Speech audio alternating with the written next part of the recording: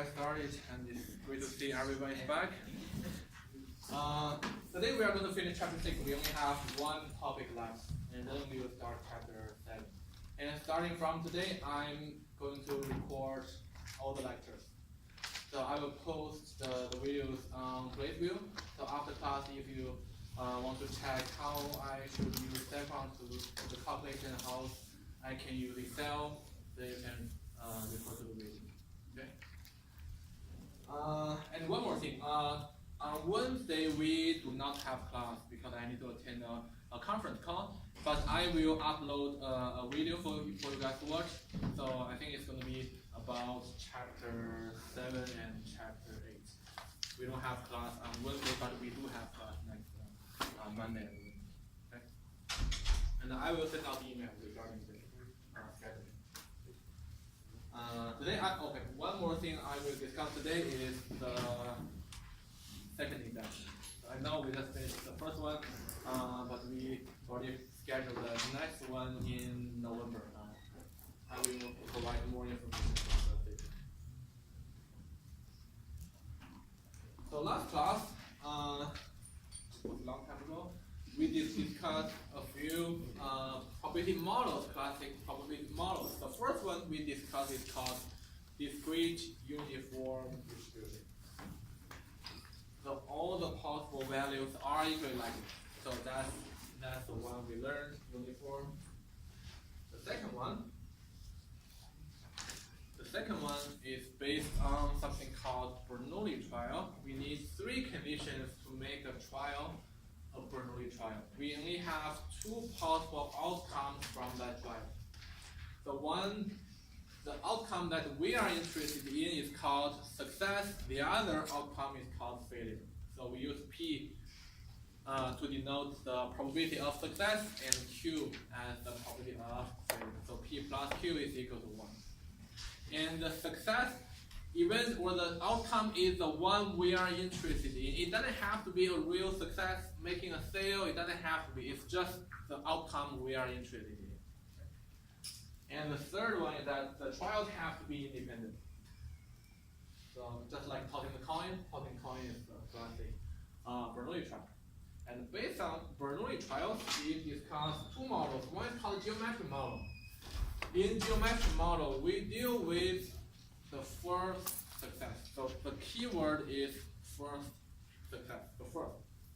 So the keyword is first. So that model gives us the probability of having a certain number of trials until you see the first success. So what's the probability that I have to try 4 times to see the first success? What's the probability that I have to try 5 times to see the first success? Okay, so that's something we deal with using geometric model. It has one parameter, which is P. So P is the probability of success. So it's based on the Bernoulli trials.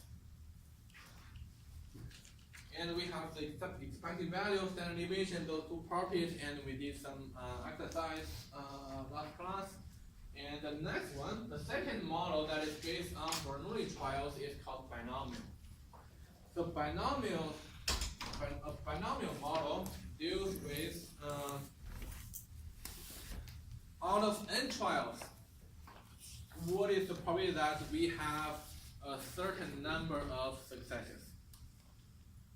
So that is something the binomial model deals with. It has 2 parameters. One is n, the other is p. N is the number of trials we have, or the total number of trials. P is still the probability of success of a Bernoulli trial. So out of, we have one example right here. Out of 5 trials, what's the probability of having 2 successes? So that can be modeled as binomial model. And 2 properties, mean and standard deviation. I think we did one exercise about the binomial model. For geometric model, binomial model, we can either use StatCrunch or Excel.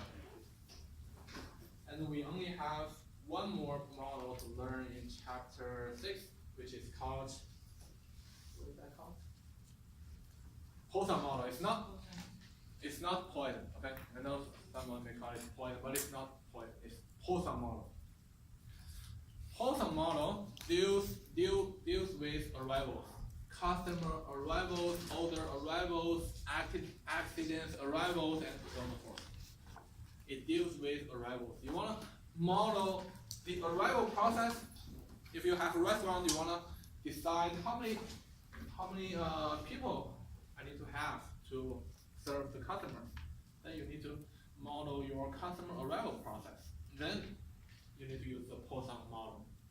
Or if you have a clinic, your healthcare administration manager, how many nurses do you need? You need to model the patient's arrival. So that's something we can model using Poisson model. So Poisson model has one parameter, which is the average arrival rate, lambda. So it's a Greek letter lambda. We use that letter to denote the arrival rate. So lambda. So this is the PMF, the probability mass function. What is probably that the number of arrivals is equal to a certain number? It's equal to e to the power of negative lambda times lambda to the power of x over x factorial. Factorial we discussed that in the last class. We know how to do the calculation. So the e is not a random variable. It's a constant. So e is equal to 2.71828, and there are more than that. So e is called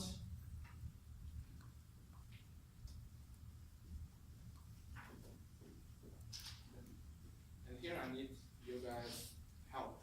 How to pronounce this system? Euler. Okay. So this is called Euler. You guys are correct. But some people, I see on the internet, some people call it Euler or something else. So it should be called Euler number. But what we need to remember from here is it's a constant. It's not a random number. And here we have one example. Let me read up this one. Okay, in the example, suppose we want to know the probability of no hits to a website in the next 30 seconds. And here is what we know. The mean click rate is 4 hits per minute. So that means within 30 seconds, the mean rate is 2 hits. Then we want to know what the probability that there's no hit during the next 30 seconds. So the parameter we have the lambda is equal to 2 because here is the information we have given 2 hits per on average 2 hits per 30 seconds. So that's our lambda, and x is our random variable number of hits in the next 30 seconds. So we want to know the probability that the number of hits is equal to 0. Then we plug the numbers in there. 0 factorial. 0 factorial is equal to 1. Okay? And the result is 0.1353. So that's how we do it in the menu. But in our assignment or exam, we don't have to manually plug the numbers in there, which we can use second or Excel. So we will have one question about the Poisson model. But before that, let me give two properties: expected value and standard deviation. The expected number of arrivals is equal to the mean arrival rate, lambda. And standard deviation is square root of lambda. So still, those properties are optional, but you need to know where to find them usually. You need those information for assignment. So that's the Poisson model. So let's see one example. Chapter 6 assignment question number 14. In chapter 6 assignment will be due next Monday. The due date was the previous due date was today, but we didn't have class last week, so we got one more week to work on the chapter 6 assignment.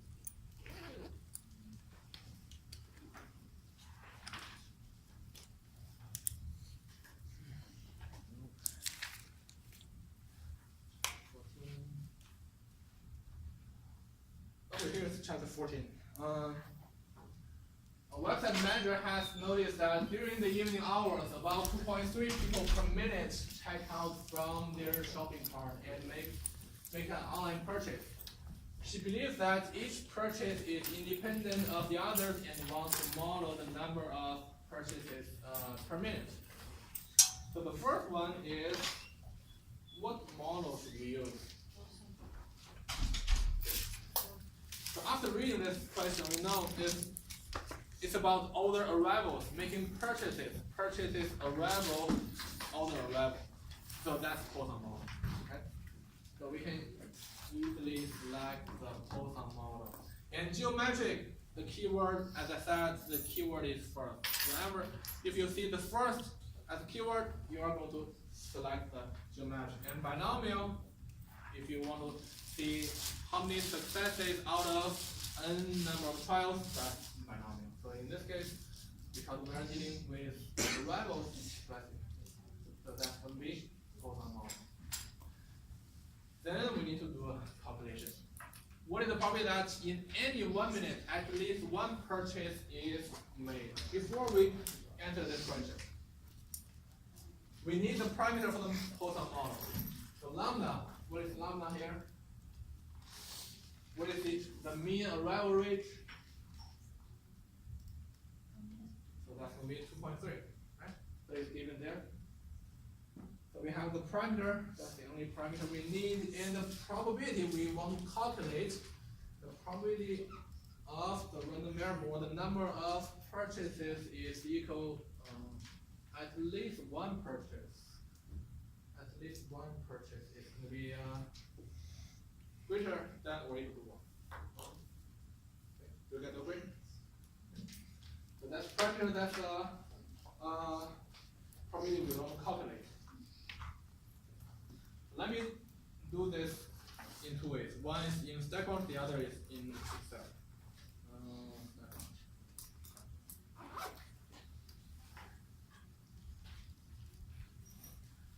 So let's go to Stat calculator. Where's Poisson? Here's Poisson. Stat calculator and Poisson.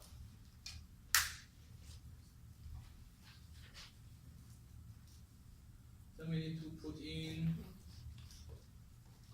lambda, which is the mean arrival rate, 2.3, and here the probability we want to calculate is greater than or equal to. Okay. Then you click compute, we will have this probability. The two numbers you need, the mean or the lambda, and this one. Let me just copy.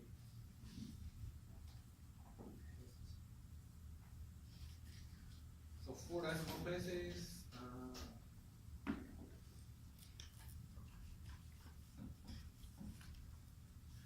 So before we go to the next one, let me use Excel.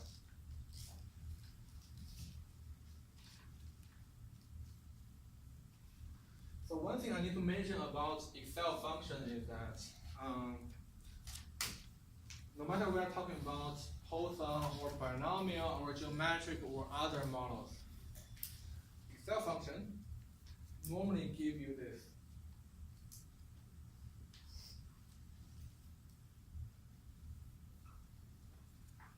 It gives us the CDF, the cumulative distribution function, which means it gives us the probability that the random variable is less than or equal to a value. It doesn't have the function of calculating something like this. It doesn't have the function of calculating. But in order, if we want to calculate this way, something we can do is we get some help from this format. So this one will be equal to 1 minus the probability that the random variable is less than or equal to that value. So let's make a one-step change so that we can use the Excel function. So just like this one, is calculating greater than or equal to a value. Excel doesn't have a direct function for this. So what we want to do is to calculate that large. So this is the one we want to calculate, but we don't have a function to do that, so let's calculate this one instead. So we are 1 minus x is less than 0.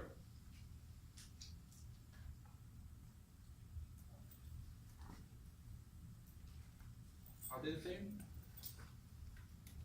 So the first one is the one we want to calculate. Probably that number of purchases is greater than or equal to 1, and it's equal to 1 minus the probably that the number of purchases is. Should that be less than equal to? Yes.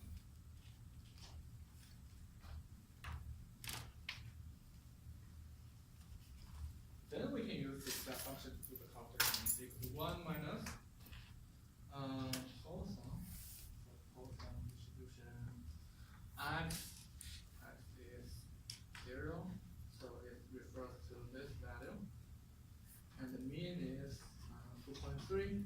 That is given there. And cumulative, yes, cumulative distribution function.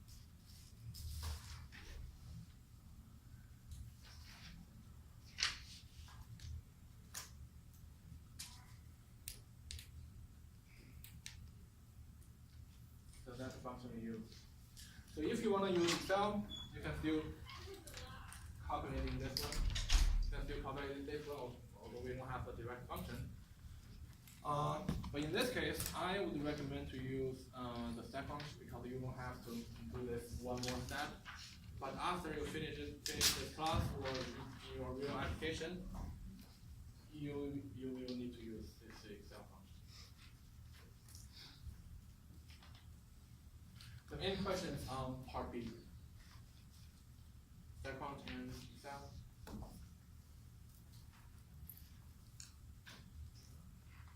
So next one, what is the probability that no one makes a purchase in the next 2 minutes? Let's start over. Let's just follow this. What is lambda? 2.3. So what is the probability we want to calculate? No one makes a purchase. That means the number of purchases is equal to 0. Is that correct?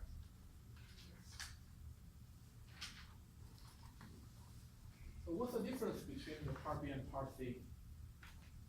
Of course, the probability that we want to calculate, they are different. Is there any other difference?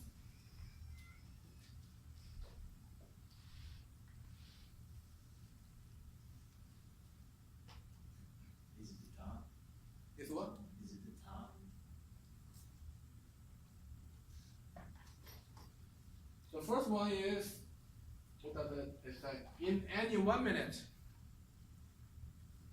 This one in the next 2 minutes. It's a time. Time is different. So if we talk about 2 minutes, what would be the average arrival rate? So in 1 minute, the average arrival rate is 2. We would expect 2.3 people arriving. What about in 2 minutes?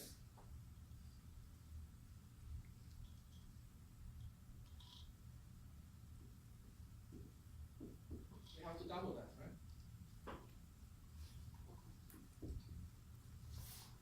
So let's be careful about the time that we talk about. Although the time 1 minute, 2 minutes doesn't go to the model, doesn't go to the seconds, doesn't go to the Excel,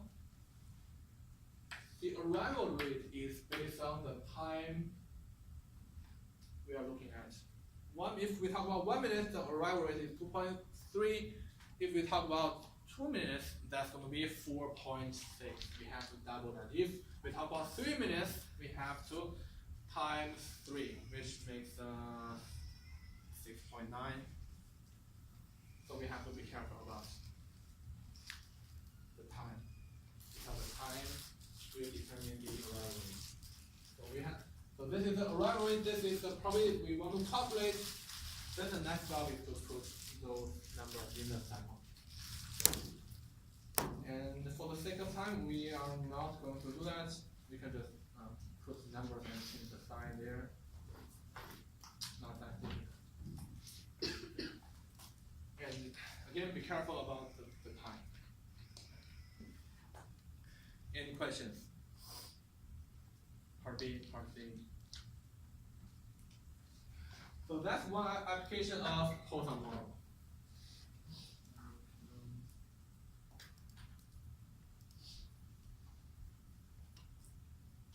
Yeah, that's it. So that's the last slide of chapter 6. We are done with chapter 6. So in chapter 6, we talk about discrete random variable or discrete probability models. So there are a few models: uniform, geometric, binomial, and Poisson. So let's be familiar with how to differentiate those models. If we are given a description, given a problem, how to choose one model from those four models.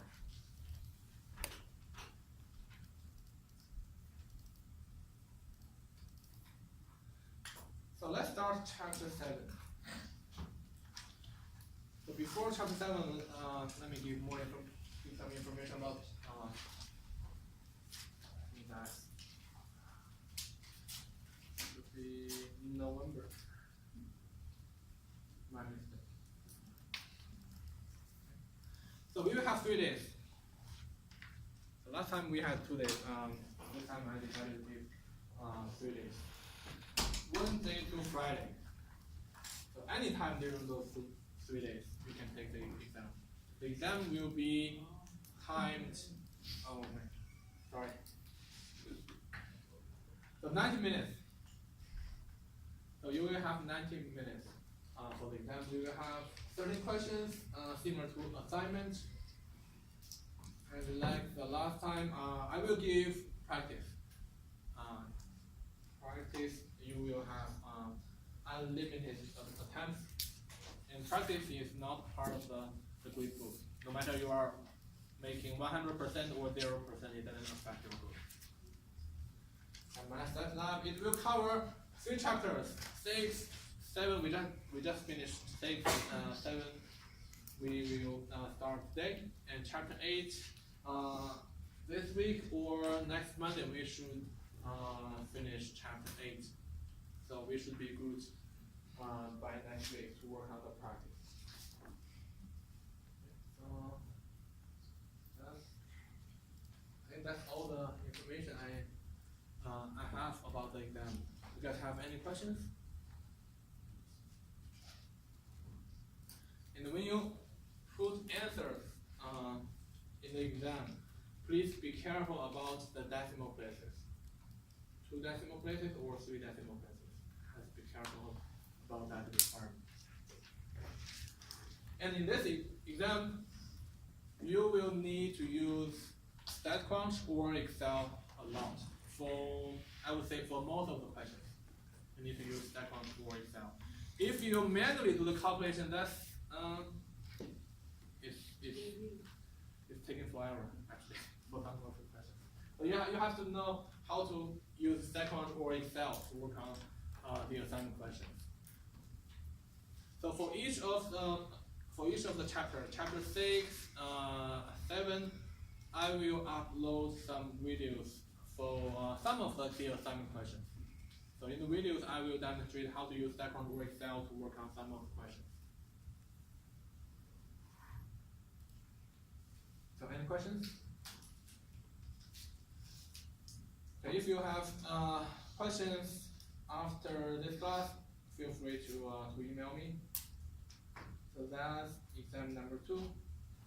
Okay, let's go to the next chapter, chapter 7. So in chapter 6, we deal with discrete random variable or discrete probability models. But in this chapter, we are going to deal with continuous random variable or probability models. we will only cover two models. One is called uniform, the other is called normal distribution. And normal distribution is more important. We will spend more time on that model. So before we go to the two models or two distributions, let's learn one concept. It's called PDF, probability density functions. So when we're talking about discrete random variable, we had the CDF, we had the PMF, or the probability mass function. So for continuous random variable, we don't have the PMF. We still have the CDF, but we don't have the probability mass function. Instead, we have something called probability density function. But this function does not give us the probability that the random variable is equal to value. It doesn't give us that information. It only shows us the density, the probability density.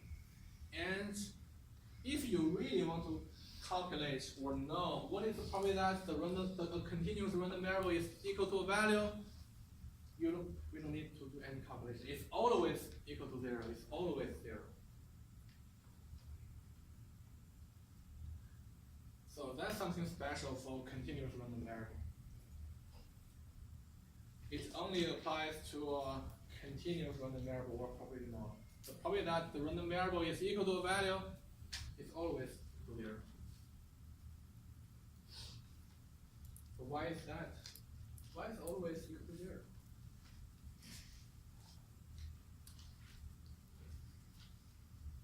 So let's keep this question in mind.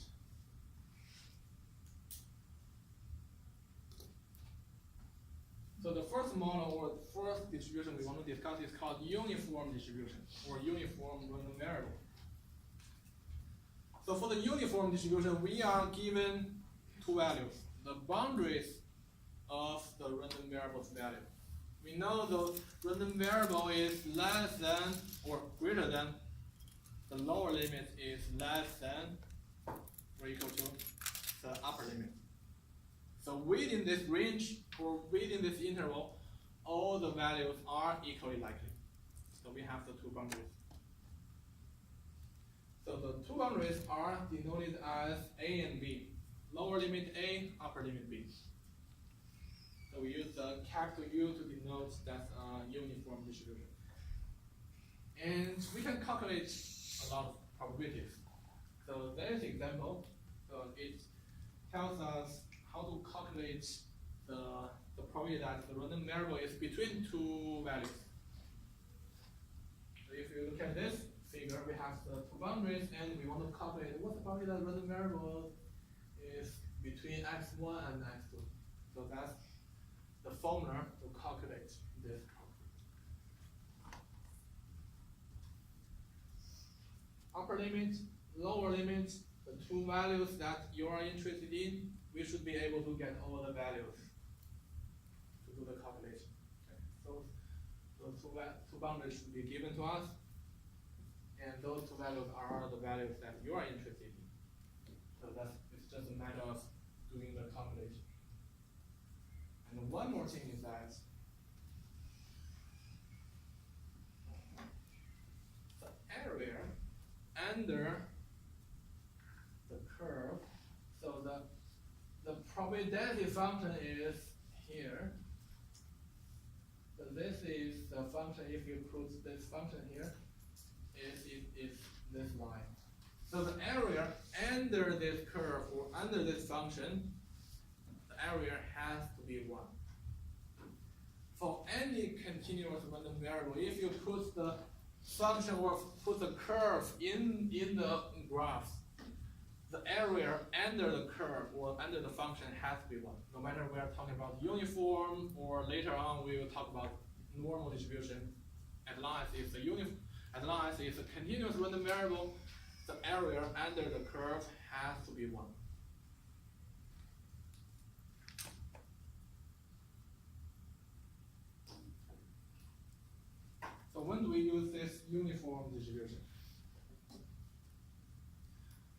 when we only know the two boundaries, for example, in this, the first example, the next bus could arrive anytime between 10 minutes and 30 minutes.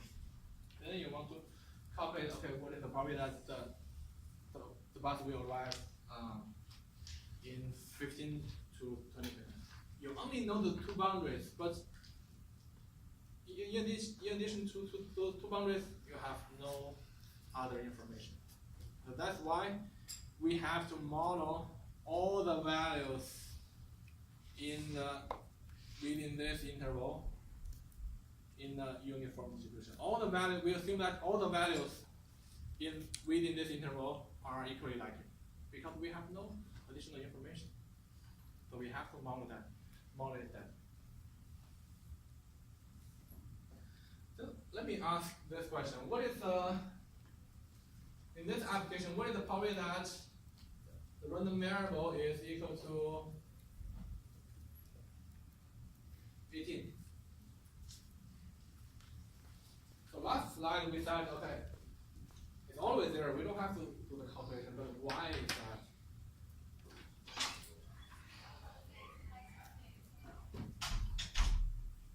So from 10 to 30, why the probability is not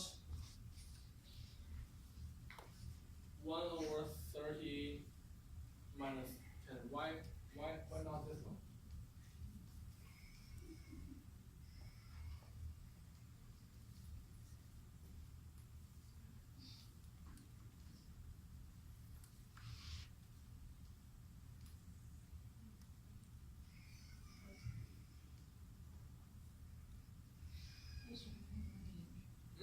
It's your main range, what you're trying to get is the probability in between that, right?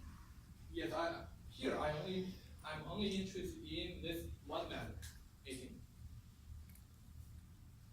So why is equal to 0? Why is not 0.01 or points?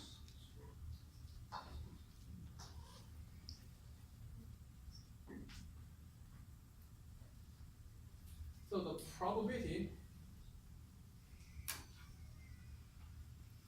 So how many outcomes are we interested in? We're only interested in one, right? 18.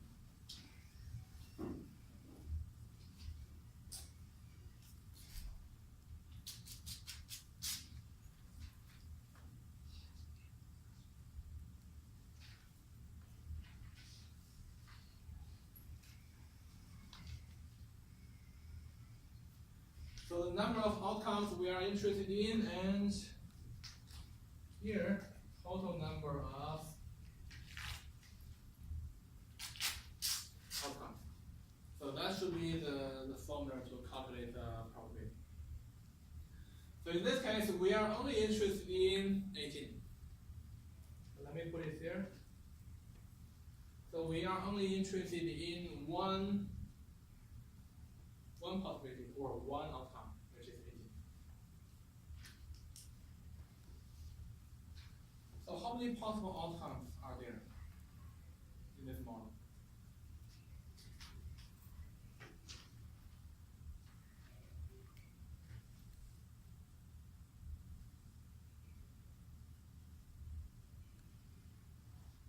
So from 10 to 30, 10, 11, 12, 30. So totally 20 outcomes. So if we do it like this, is 10.1 possible?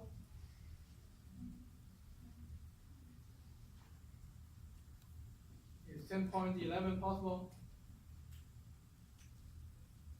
10.111 possible. Here we are talking about a continuous random variable. All those values are possible. So between those two numbers, we may have 11.1, 11.2, 11.3, 11.43, and so forth. Which means we have infinite number of possible outcomes. Any value between those two boundaries are possible. So there are infinite number of outcomes. So which makes this one a very, very, very large number.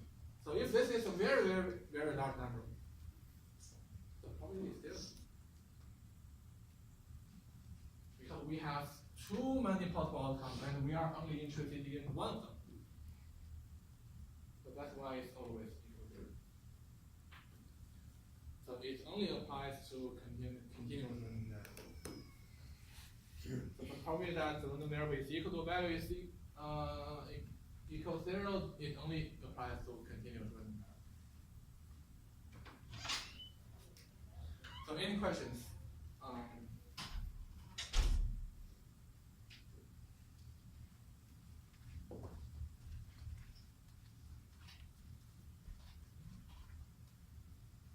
Let's see one example of one application.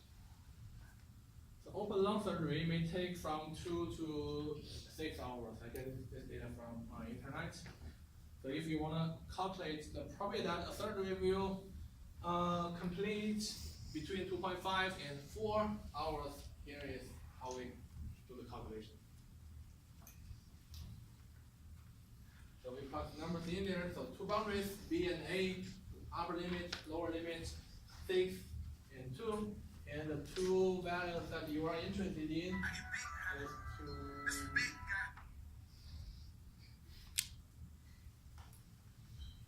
those two values.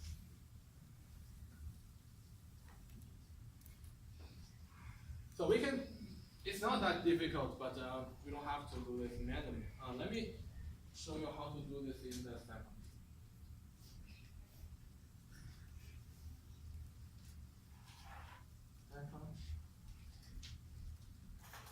So in the step one, let's go to stat calculators. So all the calculators in those two chapters, chapter 6 and 7, are under this calculator folder.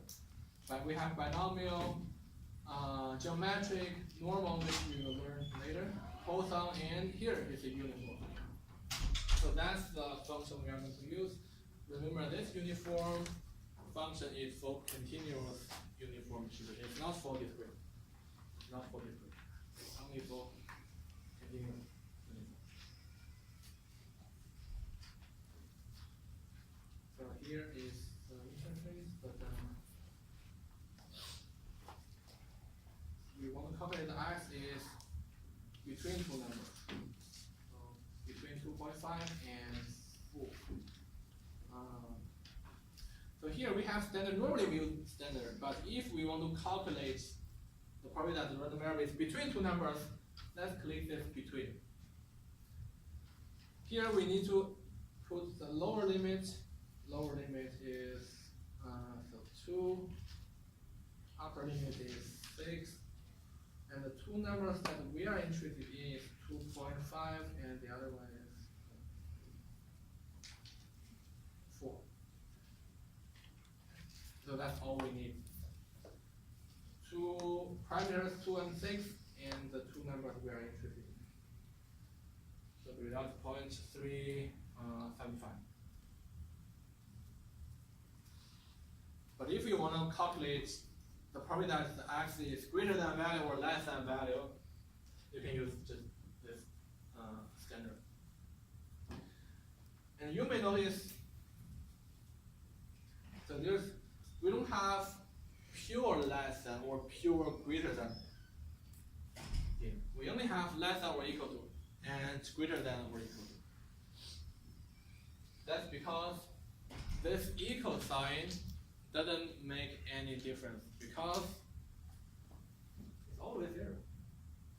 So the x is greater than a value is the same as x is greater than or equal to a value because of this part. So it doesn't matter if you have the equal or not.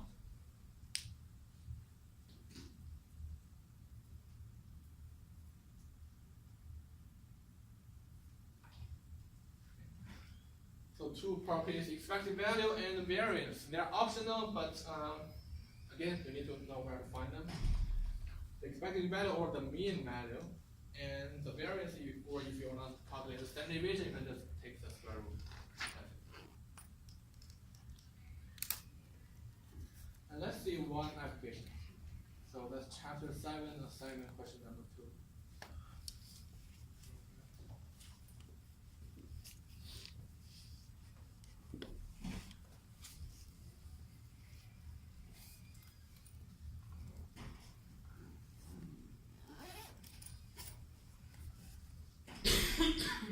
The random number generator on calculators randomly generates a number between 0 and 1. And we use X to denote the random variable, the uniform random variable. So it follows a uniform probability distribution. And the first one is choose the correct graph of the uniform density function.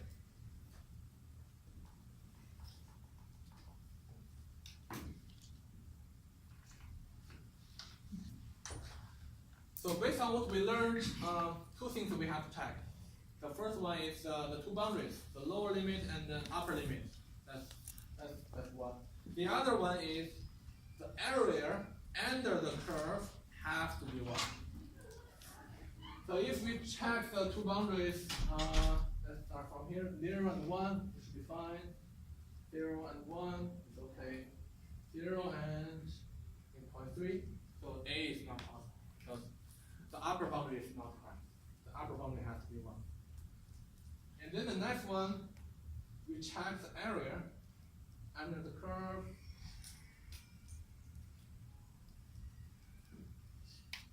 So this is 1, and that one is 0.8. So the area for C is 0.8, which is not 1. And the B, 1 and 1, and B is 1.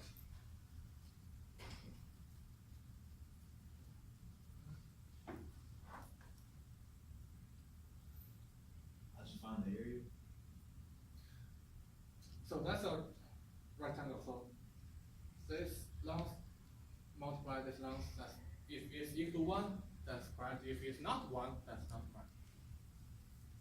So because that's the area, so this is the whole area under the curve. So that's a rectangle, right? So the area for rectangle is 1 times this. Right? So that 1 times 1, that's 1. It's okay. But C option, 1 times 0.8, that's 0.8. So it's not correct.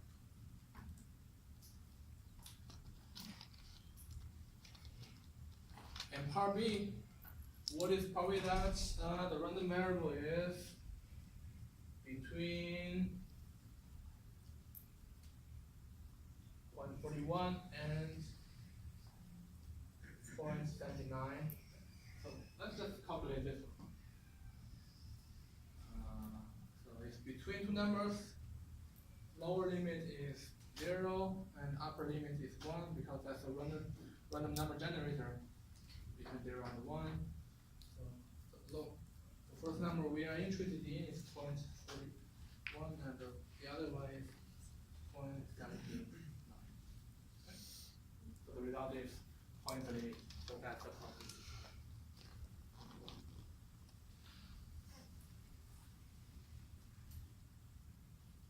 So any questions on this?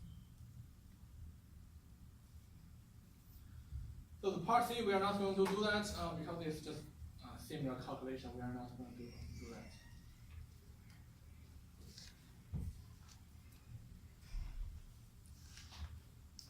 Okay, we're done with the first model. So we only have one model left. This one is more important than the uniform model. So we will use this model in the following chapter. So this is called normal distribution. Normal distribution is the unimodal symmetric and bell-shaped distribution or curve. So in this figure, we have 3 of them. The unimodal, symmetric, and bell-shaped. But they have they are different because they have different parameters.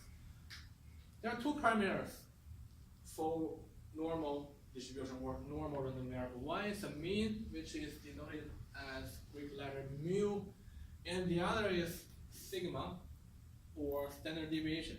So Greek letter sigma is used to denote the standard deviation. So true primers. So those true primers will determine how the curve would look like. So mu is mean, sigma is standard deviation.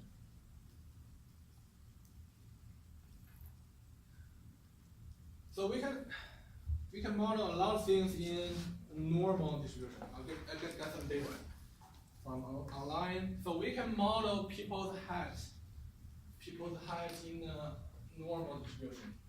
So I think for males, I have a normal curve. So the average is 5 feet, 9.3 inches, and the standard deviation is 2.93 inches. That's for male. For female, so it's the average is 5 feet and 3.8 inches, and standard deviation is 2.8 inches. So if you put everybody's height into this distribution, here's the mean, and here's the mean, that's male, female. So mine is 5 feet 10 inches, so I'm about the average. So if you work on the healthcare, so when you measure baby's growth, so every time you go to the doctor, you will have the doctor will measure the head circle, the lungs, and the weight, and then they will tell you some percentile. So that percentile will be based on the normal distribution. So those are some of the applications. In production or manufacturing, we also use normal distribution a lot. So how much Coke do you think is in this bottle?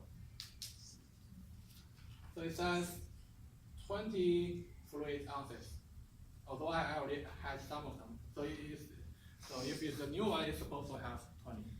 But do you think it really has exactly 20 ounces? No, it's not. So most likely, what does that mean, 20 mean? So the mean is 20. Probably some bottles will be here, some here, some here, some here, somewhere around 20. So if you have like 1 million, this regular Coke, you put the actual number of ounces into this figure, you will have this normal distribution. So ideally, we hope all the bottles will be on the mean, but it's not possible. But if you have too many bottles here or there, it's not good. It's not good because the deviation is too much, the variance is too much. That means your manufacturing process has some problem. So you need to make sure all the Coke or all the ounces will be here. But we can still use the normal distribution, make it narrow. So those are some of the applications of normal distribution.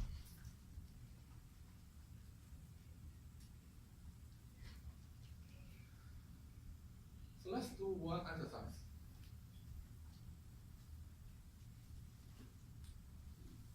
So it's about the tax refund.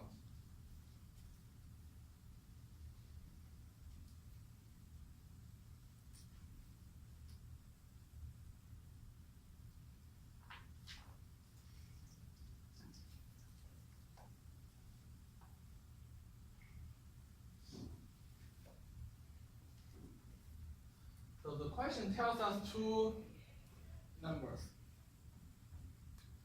So the mean is, so it says, it follows a normal distribution. So we have mu, which is the mean refund is 2760.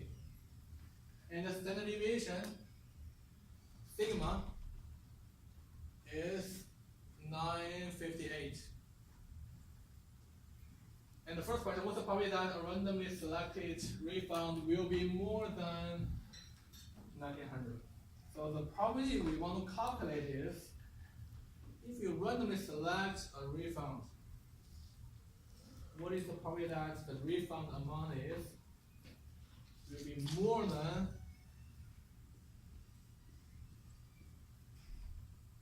1900? So that's the probability we want to calculate, and those are the two parameters we have for the amount.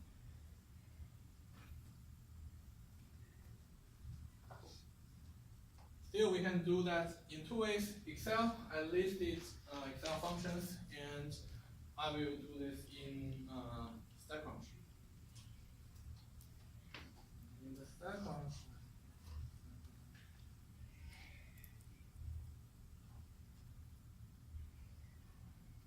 calculate stat calculators wrong. Stat calculators wrong.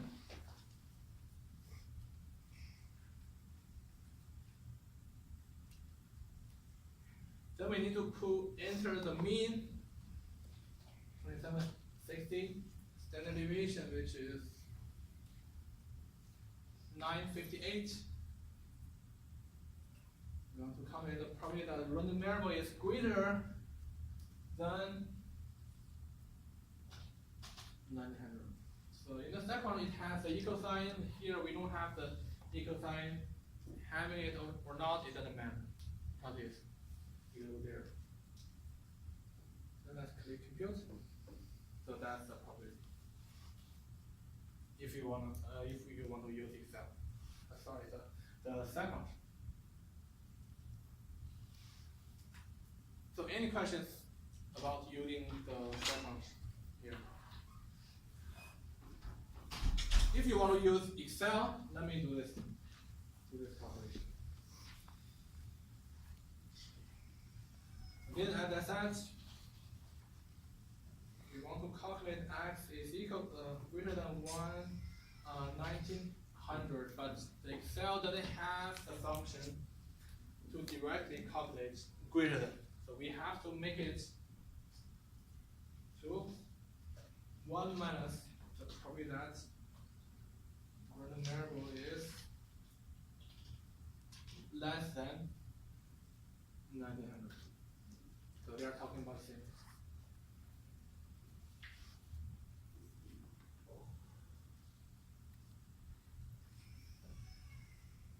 If we go back, so this is the function we need to use. It's equal to 1 dot. And the x value we are interested in is 1900. Let me put 1900. And the next input is the mean, which is 2760. Standard deviation is 958. And the cumulative, yes. So we have to put 1 minus there. 1 minus.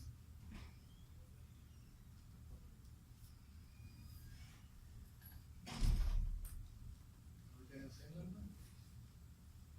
We are getting the same.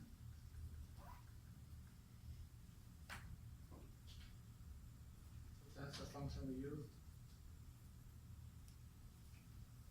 So either way is fine again. But in order to save time in the class, you can use the second. But in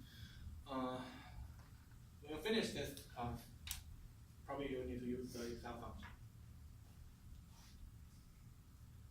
So any questions on the Excel or second?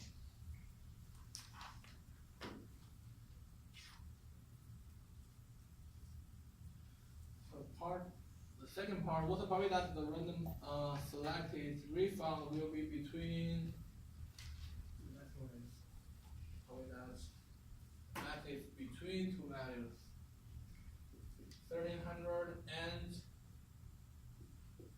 2700.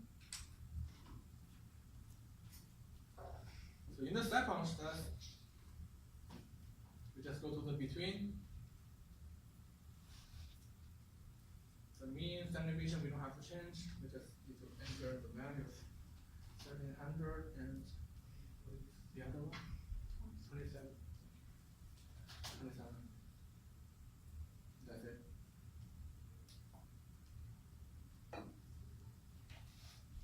So that's how we use step function. Just put those numbers in there. But if you want to use Excel, so x is greater than 1300.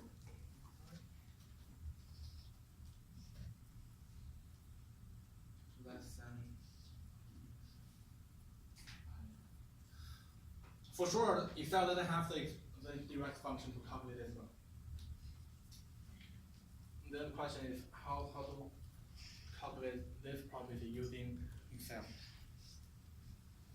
What manipulation do we need to do?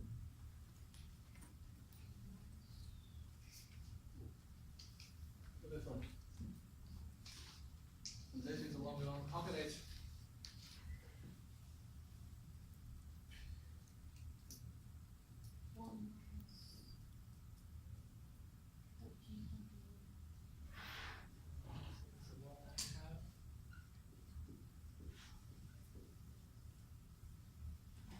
Equal to, yes, we have to use 1 minus something. Or, we have to use 1 minus something here?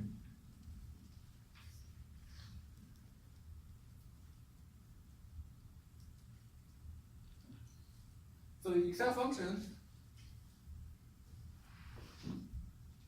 can calculate the probability that the random variable is less than a value. So this is Sounds good. So this is the only function we can use in the Excel. How to use this kind of function to get this calculation done?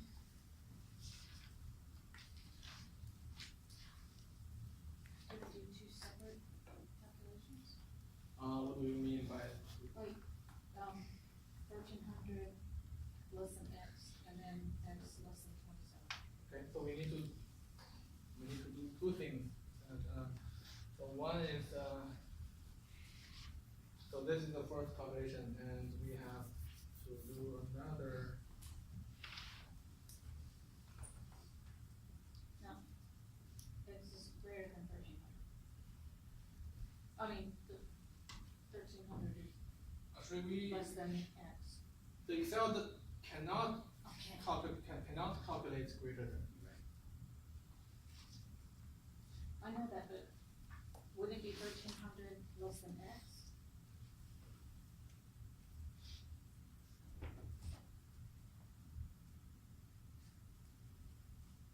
Is it? It actually is the same. So whichever way you prefer.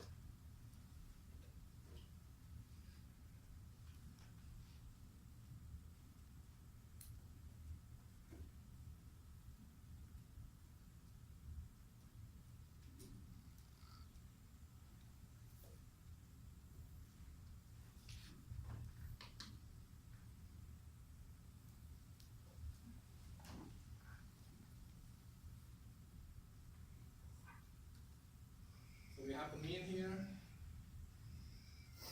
2760, and we have two boundaries. Different color. One is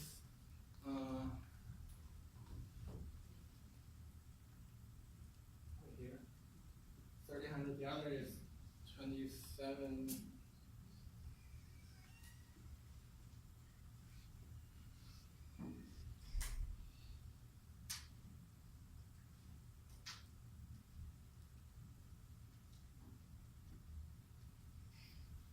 So this is the region we want to calculate between 1300 and 2700.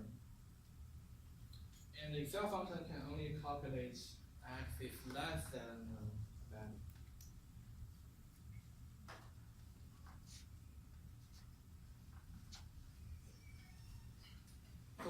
we do this.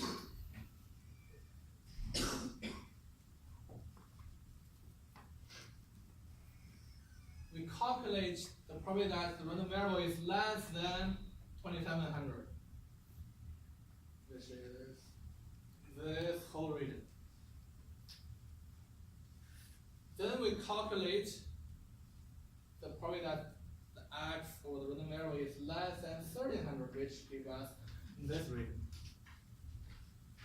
Then if we calculate the difference, it will give us this. Right.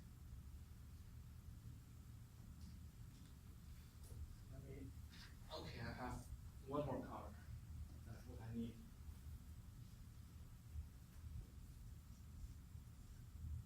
So probably of x is less than 2700, so that will give us this whole region. And if we do the probability that x is less than 1300, that will give us this region. And if this one minus this one, we will be left with. So that's why in this Excel, so it is equal to norm distribution x is 700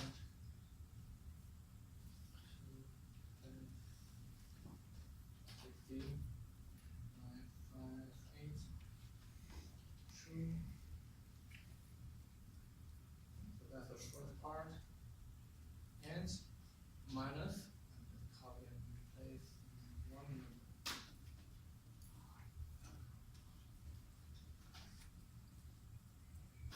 That's it.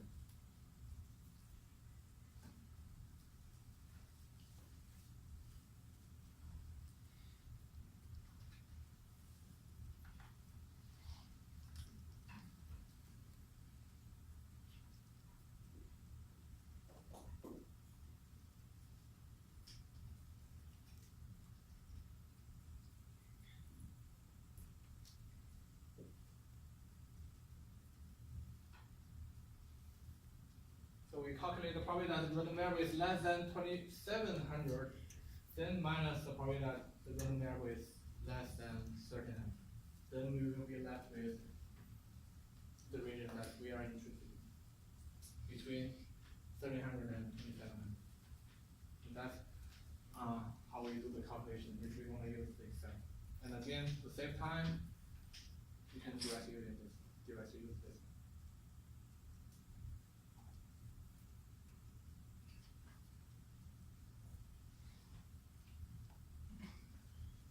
And the last one we want to calculate is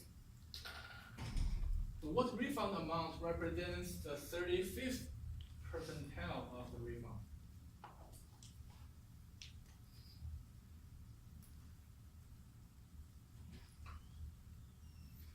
So this one is a little bit different from the previous two. So this one, what does this mean? It asks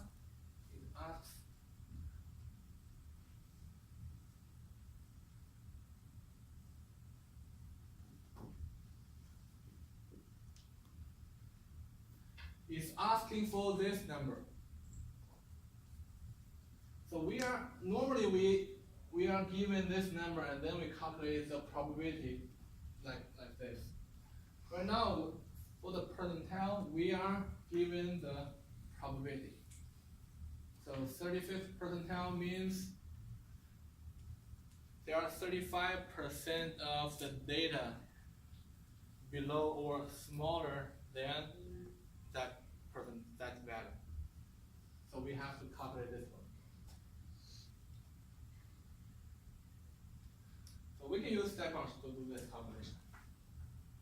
So 35th percentile, let me go to the step function. Let's go back to the standard.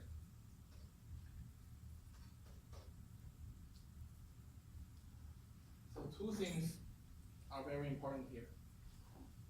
So the sign here is always less than or equal to. So if you wanna calculate the percentile, the value that represents a certain percentile, you wanna calculate this value, you need to select the less than or equal to sign because of the definition of the percentile. That's from the definition of the percentile. So that's the first requirement. The second one, you have to make sure all those are blank and you put the probabilities first. So 35th percentile, that means 35% or 0.35, you put 0.35 there. You put 0.35 there.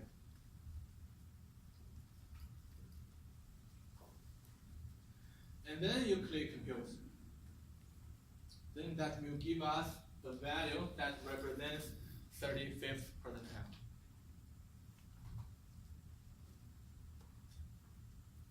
So that's how we find the percentile in psychology.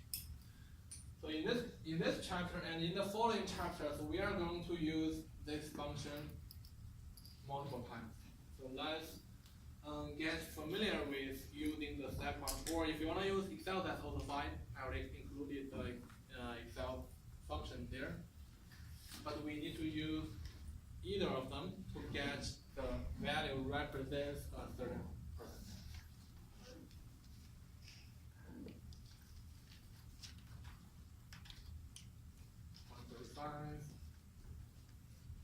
So make sure it's less than or equal to, not the other one. So that will give us the code.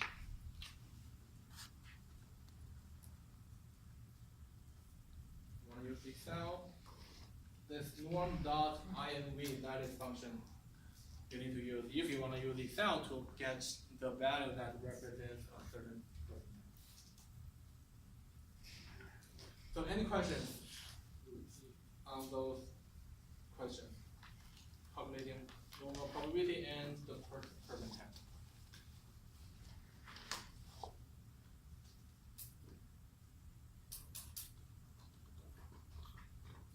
So how about let's save the next slide for the next class. That's all we have today, and as I said, I will post a video on Blazeview. So on Wednesday we don't have any, we don't have class. So we will meet again next Monday.